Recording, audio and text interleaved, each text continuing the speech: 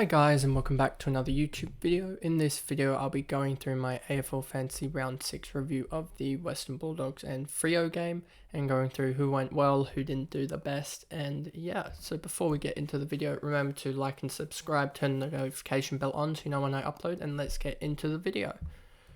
So as you can see here, I've done it so that, again, going through DT Live website and using them. So we'll go through Freo first, then we'll go on to the Western Bulldogs. So firstly here we have Luke Ryan, who had this really weird game if you actually look at it until about 3/4 time, I think it was. Wait, no, he actually had the streak broken in the third quarter with a tackle, but he had at halftime it was 66 points through just kicks and marks, and it was pretty funny. And then he had a tackle here and then a handball, and then started to just get some handballs in the end. But the thing about Luke Ryan is he's going to get the score that you want for fantasy, but he is so bad for this Freo side. All he does is take the kickouts. Like in the end we had 17 points for Western Bulldogs, and if I go to here and then go kick-ins, and then we switch to, where are they, Freo 2023, 9 kick-ins, so he just got 9 points for 9 kicks from running it out basically, and that gave him 27 points. So he got 82, is that outside of that? No, 92 outside of that. So yes, he still had a good game outside of that, but I just don't think he's an effective backman, and Freo's really lost a lot this year. And then you have Sarong here, 114, really good from him. He just couldn't really get going in the last quarter. As you can see here, he had 10, 12 points in the last 3 or 4 minutes. So yeah, he just couldn't get going when I guess Western Bulldogs were just running over the top of them. Sean Darcy had an electric start, and I thought, oh no, this is going to be one of those ones where he's going to be the player that you wanted from out of him and English, because English really struggled in the first 5 minutes. But Darcy slowed down a little bit and only had a 23 for a high in the rest of the quarters. And yeah, really struggled and barely got to 112 in the end. And then Brayshaw is carrying an injury, didn't get suspended for that hit, and yeah, just had a 3-point third quarter and basically just lost all hope. And a lot of people had him VC, so that was really good. O'Meara here, another score from him from memory. He's had a couple of big scores, but I'm guessing a couple of lower scores. And yeah, just had a couple of good quarters there. Young here had a really good first half and then faded away again. And then Brody I thought was actually alright, but I guess he just didn't get on the ball in the first quarter, and that's the reason why he ended up with that score. Clark, again, another backman, just picking up a good 70 for them, but not being as damaging. Well, he was more damaging than Ryan, but not being too damaging. And then I actually thought for we'll go down to Wagner. I thought for a rookie, he actually had a really good game, to be honest. He kicked the ball a lot better. I think he was, his disposal efficiency was up to 70, 80% or something like that.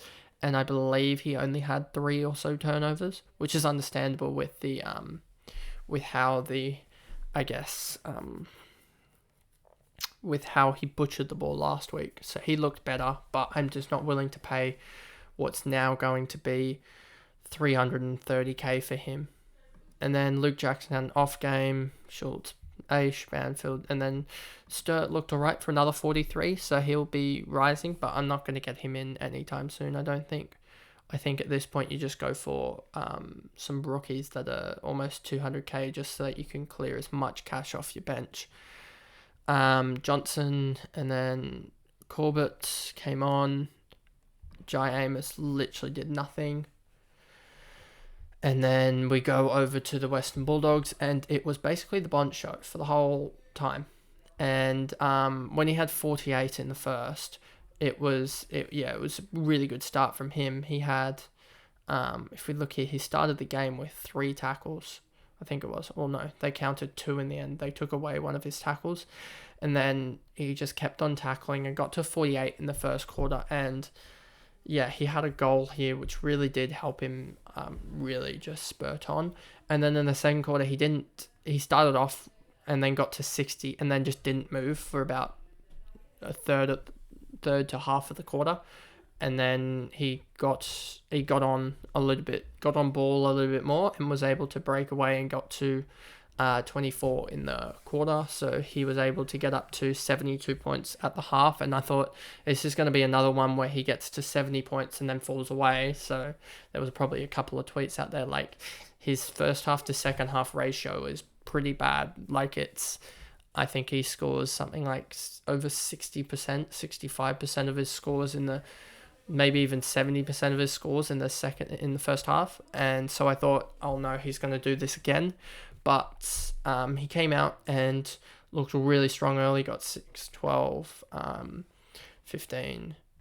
He got 24 points in the first third of the quarter. And yeah, he just looked really good. He got himself up to to a neat 100 at 3/4 time, and then in the last quarter, I guess it was party time. And look at in the space of a minute here, in the space of 1 minute 10, he's had 12 points there. He also had another goal here. The mark here was part of the goal, and he had 12-point spurts 2 or 3 times in this game, which really does help. 2 goals off marks for 12 points, then a couple of tackles and handballs and kicks in a row to get himself up. And yeah, he just really dominated the game. I think he ended up with 6 marks, 10 tackles, and 30-odd touches. Was it 31 touches, 6 marks, 10 tackles, 2 goals, no frees against, which was huge, because that frees against. And the fact for me is that we could have been seeing Bond's a good pick. He's 12th best in the comp, his average. We could have been seeing Bond at probably 115, even 116 type of average. If the free kicks against, if we look here, he's given away 9 free kicks against. That's 27 points. Divide that by 6. That's 4.5 points. So that's already bumping him up to 111.3. And then we've just seen him have slow finishes. So you give him 10 points 3 times. That's another 5 points. 10 points each game for the first 3 games for his slow finishes.